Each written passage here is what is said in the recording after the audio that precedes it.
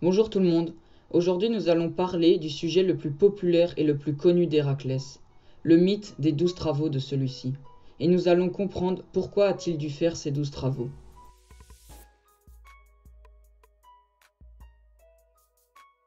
C'est à Thèbes, en Grèce, que vivent Alcmène et son mari Amphitryon.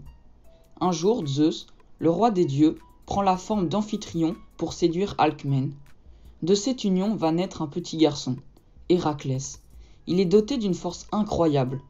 Une nuit, alors qu'il dort aux côtés de son demi-frère Iphiclès, deux serpents se faufilent dans leur berceau. Mais il n'est pas du tout impressionné. Il s'empare des deux reptiles et les étrangle. Bientôt Héra, épouse de Zeus, apprend la naissance de l'enfant. Terriblement jalouse, la déesse va tout faire pour embêter notre héros tout au long de sa vie. En grandissant, Héraclès apprend le maniement des armes. S'il est indiscipliné, il est aussi très puissant. À 18 ans, il fait déjà 2 mètres. Les temps passent, il se marie et devient papa. Mais un jour, pris d'un coup de folie sous l'influence d'Héra, il s'en prend à sa femme et à ses enfants. Plein de remords, il décide d'aller voir la Pythie. Elle lui dit « Tu as commis une grave erreur, voici ta punition. Tu vas devoir te mettre au service de ton cousin Eurysthée, le roi de Mycène. Il va te mettre à l'épreuve. Allez, va. »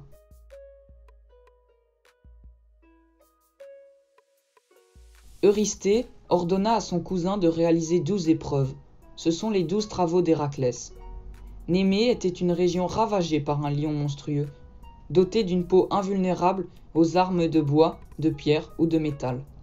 Après qu'Héraclès suivit le monstre à la trace et tentait en vain de l'atteindre avec ses armes, il se décida finalement d'aller au corps à corps avec lui et à l'étrangler à main nue. Il rapporta sa carcasse à Mycène, causant à Eurysthée une énorme frayeur. Depuis, il ne fut pas autorisé à rentrer dans la ville, et dut attendre les ordres du roi aux portes de la cité. Puis, sous les yeux d'Eurysthée, Héraclès dépouilla le lion de sa peau, dont il se vêtit. Précisons que le héros est souvent représenté dans cette tenue.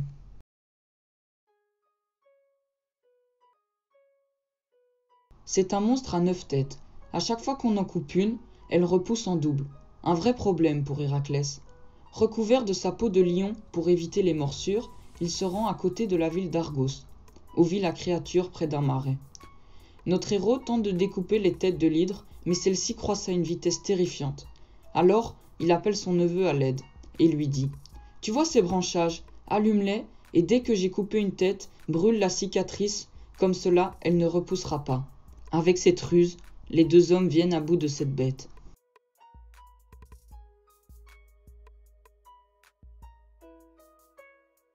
Pour sa 3e épreuve, Héraclès doit capturer la biche consacrée à Artémis, déesse de la chasse et de la nature, et la ramener vivante à Mycène. L'animal possède des sabots de bronze et des bois dorés, ce qui le rendait insaisissable. Il avait échappé à Artémis et s'était réfugié aux alentours du mont Cérynie, au nord du Péloponnèse. Cette biche est très rapide. Héraclès la poursuivra pendant 1 an, de l'Arcadie jusqu'à la péninsule istrienne, tout au nord de la mer Adriatique. Héraclès finit par s'en emparer sans lui faire de mal. Il l'a ramené sur ses épaules à Mycène. Artémis, lui reprochant d'avoir capturé son animal sacré, il lui expliqua qu'il avait agi sous les ordres d'Eurysthée, et la déesse lui pardonna.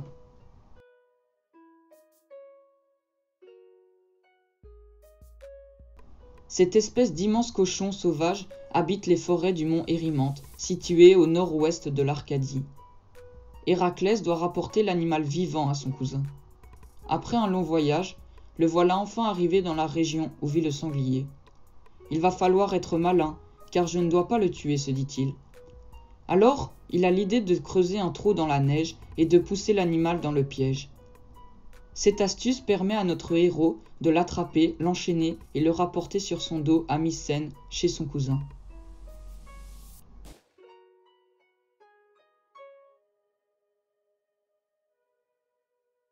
Héraclès accomplit une autre tâche lors de son séjour dans le Péloponnèse. Il élimina les dangereux oiseaux de proie qui vivaient sur les bords du lac Stymphale, dans la belle région d'Arcadie. Ces oiseaux, avec des plumes au bout de métal dont ils se servaient pour attaquer les hommes, et leur éjection souillait les récoltes. Mais comment faire pour tous les tuer? Héraclès les mit d'abord en fuite en les effrayant avec les cymbales en bronze fabriquées par Héphaïstos, que lui donna Athéna. Puis, il tua d'un coup de flèche un grand nombre d'oiseaux, tandis que les survivants, effrayés, quittaient la région.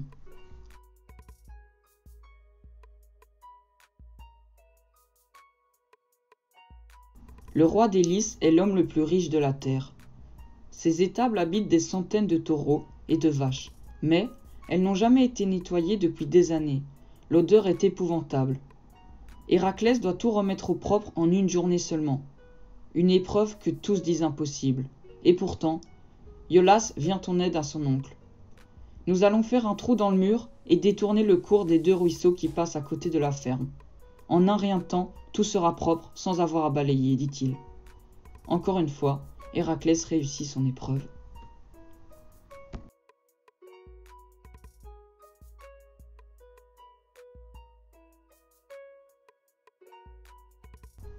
Toute la Grèce célèbre Héraclès, dont les 6 premiers travaux sont devenus des exploits incontestés. Eurysthée, très jaloux, décide alors d'envoyer son cousin en Crète, où un taureau furieux terrorisait l'île. Il s'agissait en fait d'un superbe animal que le roi Minos aurait dû sacrifier à Poséidon. Son épouse, Pasiphaë, tombe amoureuse du taureau et de leur union naquit le Minotaure. Héraclès s'empara de l'animal, le ramena vivant à Mycène, où il le relâcha. Ce taureau devait par la suite terroriser les alentours de Marathon, non loin d'Athènes, et c'est à Thésée plus tard qui se chargera de l'abattre.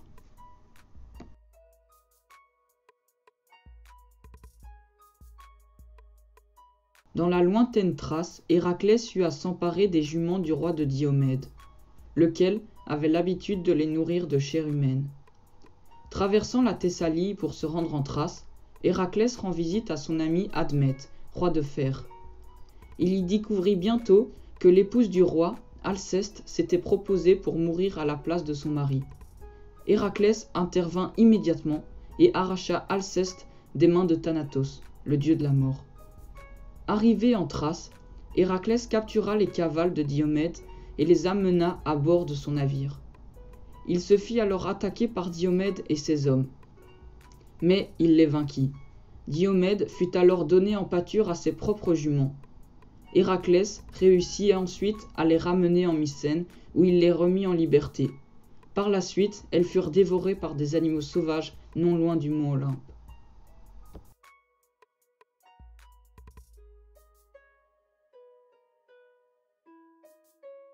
Admétée, fille d'Eurysthée, rêvait de recevoir un cadeau extraordinaire.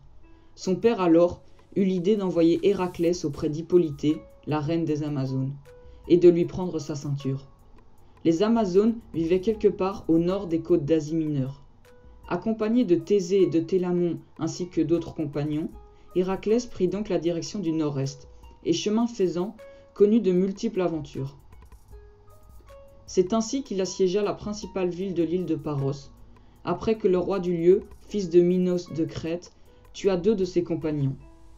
La belliqueuse Hippolytée parut ne pas résister, insensible à la musculature puissante d'Héraclès, et lui montra immédiatement son intention de lui donner sa ceinture qui lui avait été offerte par Arès, le dieu de la guerre. Mais cela n'étant pas du goût d'Héra, la déesse prit donc la forme d'une Amazone et incita les sujets plutôt indisciplinés d'Hippolytée à se révolter contre Héraclès.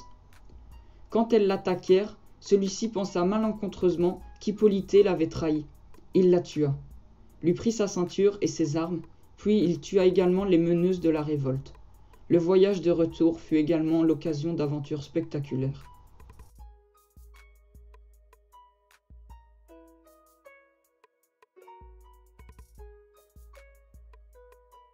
Direction l'île d'Érycie, où Héraclès doit s'emparer du troupeau de bœufs du monstrueux roi Gérion, qui a 3 têtes, 6 bras et 3 corps. Il voyage par le sud à travers l'Afrique, et pour signaler son passage vers l'Europe, il frappe de toutes ses forces sur le sol, ce qui provoque un tremblement de terre. Cela crée une ouverture de la mer Méditerranée, le détroit de Gibraltar, et des montagnes baptisées colonnes d'Héraclès. Après avoir envoyé des flèches dans chacune des têtes de Gérion, il capture le troupeau et commence le chemin du retour par le nord.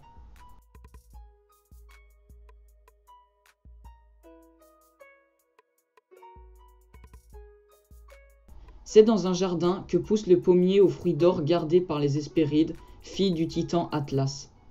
Quand Héraclès le rencontre, Atlas dit « Je suis le seul à pouvoir me rendre au jardin et ramener les pommes d'or.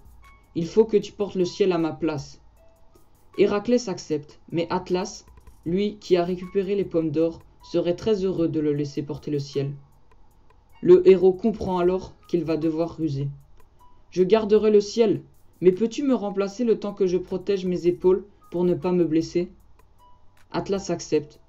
Héraclès en profite alors pour ramasser les fruits et file vite les rapporter à son cousin.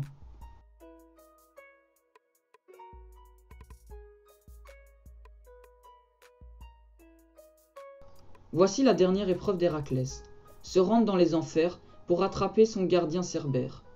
C'est au sud de la Grèce qu'il emprunte le tunnel qui mène sous terre. Il rencontre alors Hadès, le dieu des morts.